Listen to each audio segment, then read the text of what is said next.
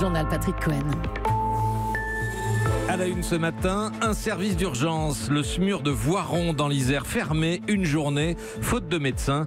À 8h15, la ministre de la Santé Agnès Buzyn en direct, la crise de l'hôpital public, des EHPAD, comment financer la dépendance puisqu'une deuxième journée de solidarité ne suffira pas. On en parle dans un quart d'heure. Journée de mobilisation de la CGT avec des mesures de coupure de courant pour les entreprises qui licencient. À la SNCF, un mouvement qui s'essouffle et reste plutôt impopulaire. À Notre-Dame-des-Landes, Nicolas Hulot n'a pas arraché d'accord global, mais les occupants de la ZAD sont divisés face à l'offre des autorités. Cuba tourne la page Castro, pas celle du communisme. L'investissement étranger reste très compliqué, mais les Français ont quand même bien profité de l'ouverture. C'est l'enquête du 8h avec notre envoyé spécial à La Havane, Sébastien Krebs. Dans ce journal encore, Tariq Ramadan qui change de système de défense et pourrait reconnaître une relation avec l'une de ses accusatrices. Le paiement instantané qui s'apprête à décoller en France, nous dira Nicolas Barré. Une menace de pollution de l'eau potable sur la Côte d'Azur et le tournage d'une nouvelle version des Misérables, une série britannique à Sedan dans les Ardennes. Hôpital en crise et urgence pour les urgences. À Lyon, il y a 3 jours, une trentaine de soignants se sont allongés sur le sol devant l'hôtel de ville pour dénoncer la saturation des urgences. Il manque des brancardiers, des aides-soignants, mais aussi des draps. À Voiron, c'est autre chose. Il manque des médecins pour faire tourner le SMUR, le service mobile d'urgence. Nous sommes à 30 km de Grenoble. Il y a un bassin de population de 150 000 personnes, mais le service a dû carrément s'arrêter vendredi dernier. Rémi Pierre. Tout est parti d'un banal accident domestique, celui d'un des médecins du service des urgences la semaine dernière. Aucun remplacement possible en interne. Du coup, durant toute la journée de vendredi, le SMUR ne peut pas sortir. Un scénario inéluctable pour Olivier Bottelier, infirmier anesthésiste et délégué FO. Vraiment, nous, on n'est pas surpris, malheureusement. On l'avait annoncé. Et le corps médical, pareil, on ne fonctionne pas avec la moitié des effectifs. Car là où il faudrait l'équivalent de 18 temps plein en médecin, il n'y en a que 10 dans le service. Intolérable pour Bernard Rival de la CGT. On ne peut pas se permettre de se retrouver avec un véhicule SMUR qui ne puisse pas sortir uniquement parce qu'un médecin a un accident de la vie courante. Ça, c'est insupportable. Si l'effectif médical et paramédical était à niveau, on devrait répondre sans difficulté à ce type de problème. Et au-delà de ce sous-effectif chronique, le service est en surchauffe permanente depuis plusieurs mois, pointe le docteur François Pinchard, chef des urgences. On a les plus vieux médecins qui commencent à s'épuiser. L'année dernière, on a eu quand même 3 personnes qui se sont arrêtées du fait d'un burn-out. Ça montre dans quelles conditions on travaille actuellement. Et cette semaine, le SMUR a de nouveau failli être fermé durant 2 jours. Voiron, Rémi Pierre, Europe 1. L'hôpital, ses moyens, son financement, on en reparle avec la ministre de la Santé Agnès Buzyn, notre invitée après ce journal. Des colères que la CGT tente de faire converger aujourd'hui, journée de protestation contre les réformes du gouvernement, avec 130 mobilisations annoncées dans toute la France. À Paris, manifestation à partir de 14h entre Montparnasse et Place d'Italie, avec des salariés de divers secteurs, mais en vedette et en première ligne encore, les cheminots qui en sont à leur 8e journée de grève depuis début avril. Mouvement un peu moins suivi et de moins en moins soutenu d'après l'IFOP et son directeur adjoint Frédéric Dabi. Le mouvement social est complètement encalminé, c'est-à-dire que le soutien des Français reste faible, il atteint à peine 46% contre une majorité qui juge le mouvement illégitime. On est nettement en dessous de ce que l'IFOP avait mesuré au moment de la loi travail. On est très en dessous du soutien de plus de 70% enregistré au moment des mouvements sociaux contre la réforme des retraites de François Fillon et Éric Woerth. On est très en dessous du CPE. 69% des Français pronostiquaient que le gouvernement irait jusqu'au bout il y a une quinzaine de jours. C'est maintenant 74% et ce plus 5 points est intervenu après la double intervention du président de la République. Tout se passe comme si l'opinion avait compris que le gouvernement ne lâcherait pas. Propos recueillis par Martin Lange. Dans l'énergie, la CGT annonce des coupures ciblées dans des entreprises qui licencient et aussi une baisse de charge sur le parc nucléaire français. 3500 mégawatts en moins, annonce à l'instant le syndicat. À l'université, rien de changé. Sciences Po toujours occupé par une centaine d'étudiants. Les examens reportés. À Notre-Dame-des-Landes, la reprise de contact entre les occupants de la ZAD et les autorités n'avait apparemment rien donné, malgré la venue de Nicolas Hulot en fin d'après-midi. Mais dans la soirée, la grande assemblée des zadistes a montré que le mouvement commençait à se fissurer. Reportage pour Europe 1 sur place, Mélanie Nunes.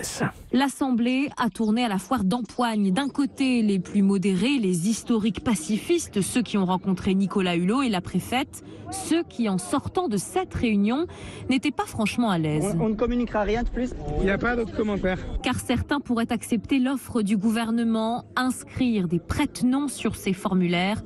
Il en faudrait 25 pour couvrir le le territoire de la ZAD, explique l'un d'entre eux, ce qui leur permettrait d'héberger tous ceux qui veulent rester. C'est aussi le sentiment de la préfète, Nicole Klein. Il y aura des dossiers, La division stratégie du gouvernement, car beaucoup ne veulent pas signer. Les plus radicaux estiment qu'ils se sont jetés dans la gueule du loup en acceptant cette rencontre, comme Camille. Nicolas Hulot a réitéré les positions que la préfète tenait, donc sa venue n'était absolument pas nécessaire. On avait compris le message une première fois. C'est pas une main tendue, c'est refus de considérer l'ensemble de ce qui a été bâti sur 10 années. Mais il reconnaît que le rapport de force n'est pas en sa faveur. Pour gagner cette bataille, dit-il, il faut faire venir du monde dans la ZAD. Il appelle à un grand rassemblement ce week-end. À Notre-Dame-des-Landes, Mélanie Hunes, Europe 1. Et tout à l'heure sur Europe 1, la préfète de la région Pays de la Loire, Nicole Klein, a annoncé qu'une ultime réunion, une deuxième réunion donc avec les occupants de la ZAD, aurait lieu demain à la préfecture. Europe 1, 8h06. À Cuba, pour la première fois depuis près de 60 ans, le président ne s'appellera pas Castro. Il ne fera pas partie de la génération historique de la Révolution. Il est même né juste après.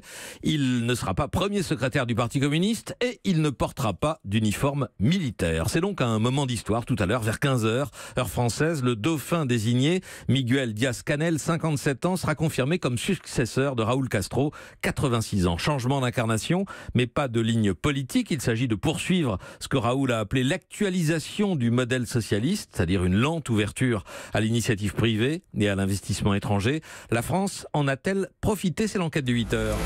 Bonjour Sébastien Krebs. Bonjour. Vous êtes l'envoyé spécial d'Europe 1 à La Havane. Les intérêts français ont-ils réussi à s'engouffrer dans la brèche cubaine ? Eh bien, vous savez, ici, c'est souvent le thermomètre politique qui guide le carnet de chèques et de la vie générale de la communauté française. Tous les voyants sont en ce moment au vert. Ça a commencé avec la visite de François Hollande, c'était il y a 3 ans.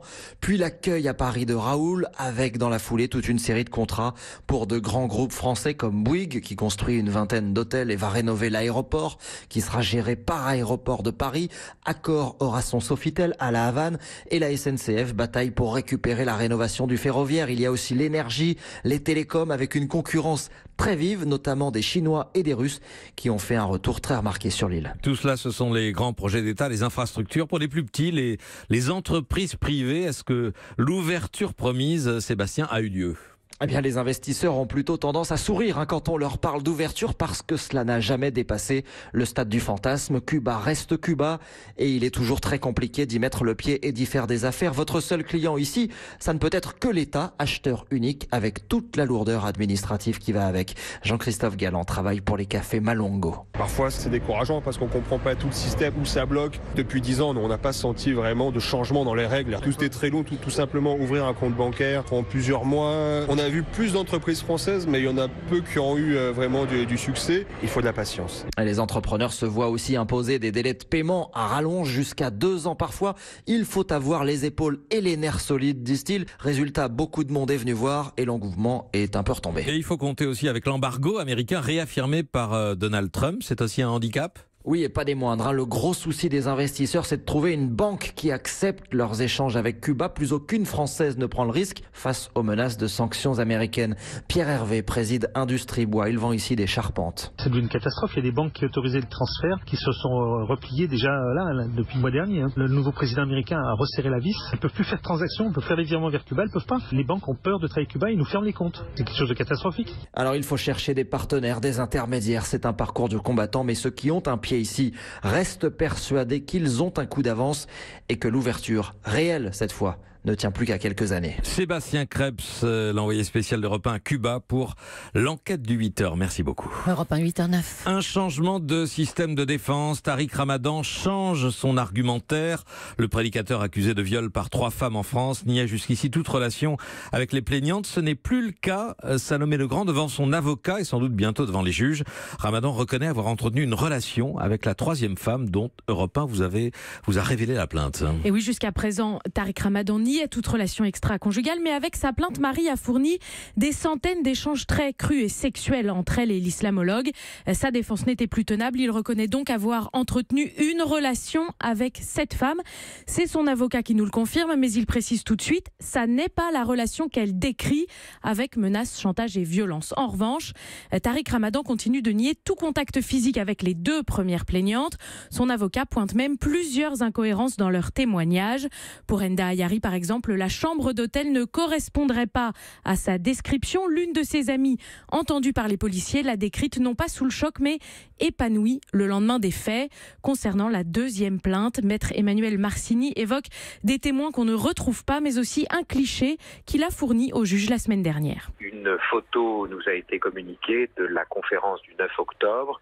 Et alors qu'elle prétend avoir été séquestrée dans la chambre d'hôtel pendant que M. Ramadan faisait une conférence, il semblerait en fait qu'elle soit assise au 4e rang. Nous avons demandé à ce que des investigations soient faites. Cet événement est plus que troublant. Photo que nous avons pu consulter en version imprimée. C'est un plan large des premiers rangs d'un public de conférence où une femme ressemble à cette plaignante, Christelle. L'avocate, celle-ci, affirme que ça n'est évidemment pas elle.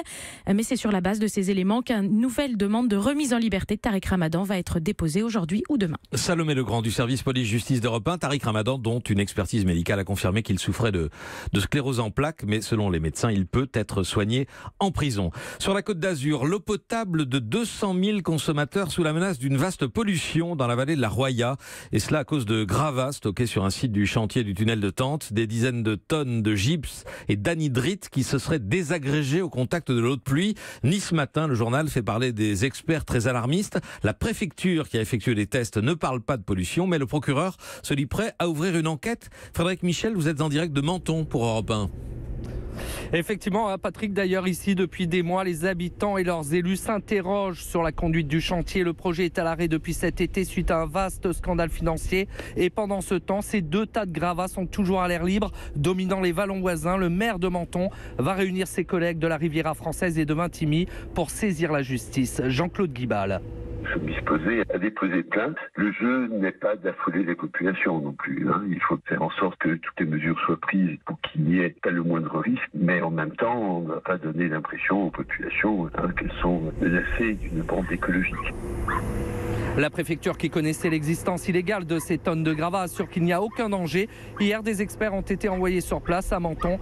Les habitants rencontrés ce matin sont circonspects. C'est grave, bien sûr, c'est inquiétant. On attend de voir les résultats. Il faut juste qu'on soit au courant de tout et qu'il y ait une transparence. Je préfère ne pas savoir, clairement.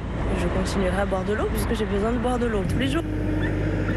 Et de Menton à Vintimille, 200 000 personnes buvant l'eau du robinet sont potentiellement concernées. Le procureur de Nice, vous l'avez dit, devrait ouvrir une enquête. Frédéric Michel à Menton pour Europe 1.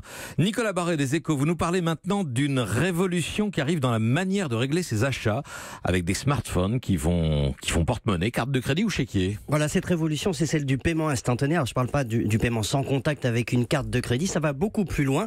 Vous pourrez régler bientôt avec votre smartphone un achat dans un magasin en scannant un code barre ou transférer instantanément de l'argent entre particuliers en quelques secondes. Je pourrais vous rembourser les 12 € que je vous dois. Plus besoin d'espèces ou de chèques. Ce sera aussi facile que d'envoyer un SMS. Dès la semaine prochaine, la banque BPCE sera la première en France à permettre le paiement instantané et les autres banques françaises suivront d'ici la fin de l'année. Ça vient très vite. Et on pourra vraiment tout régler de cette manière. Oui, alors les achats en ligne pourront se faire aussi par paiement instantané. Ça évitera de taper un numéro de carte de crédit qui n'en finit plus. Vous pourrez aussi régler des factures par paiement instantané plutôt que d'envoyer un chèque ou recevoir un règlement instantanément. Vous verrez l'argent apparaître directement sur votre smartphone. En Chine, des centaines de millions de personnes en sont déjà là et règlent tout avec leur smartphone, y compris les petits achats dans la rue. Il était temps que l'Europe s'y mette. Nicolas Barret, le directeur de la rédaction des Échos. Merci. Football, la finale de Coupe de France, ce sera PSG face aux amateurs des Herbiers le 8 mai prochain. Les Parisiens vainqueurs de Caen hier soir, 3-1. Jean Valjean et Cosette à Sedan. Une nouvelle version des Misérables est en cours de tournage dans les Ardennes. Production britannique prévue en diffusion l'an prochain sur la BBC. Depuis 3 semaines, une centaine d'acteurs tournent dans la ville transfigurée. Reportage à Sedan, Pierre Herbulot. Un câble électrique métamorphosé en corde à linge, la façade d'un kebab transformée en vieille boutique de vêtements. Après quelques ajustements, le centre-ville de Sedan devient le Paris du 19e siècle. Une photo, c'est dingue. Merci. Une troupe de figurants en tenue d'époque et tout le monde sort dans la rue. C'est la première fois que je les vois, moi. Ben, c'est super. Tout le monde est un peu émoustillé. En plus, il fait beau, il y a du ciel bleu, c'est génial. On replonge dans le passé en direct, quoi. Vous voyez, je viens avec des enfants pour leur montrer un petit peu comment se passent les choses, quoi. Justement, silence, ça tourne. Ah, action. T'as vu? Il y a des caméramans pour enregistrer, puis après, ça se constituera de film. La Jean Valjean, ça. Au-delà de l'attraction populaire, avec le tournage, les hôtels et les restaurants font le plein. Et ce n'est peut-être que le début pour Didier Herbillon, le maire de Sedan. C'est un beaucoup de projecteurs, ça fait toujours du bien, bien évidemment, de parler en positif d'une ville qui se trouve dans un département en difficulté. On sait bien qu'il y a aujourd'hui un tourisme des lieux de tournage. Et donc on espère bien évidemment en profiter aussi. Dans 3 mois, les équipes reviendront tourner des scènes dans le Château Fort. Une publicité taille Netflix pour la ville. Sedan, Pierre Arbulot, Europe 1.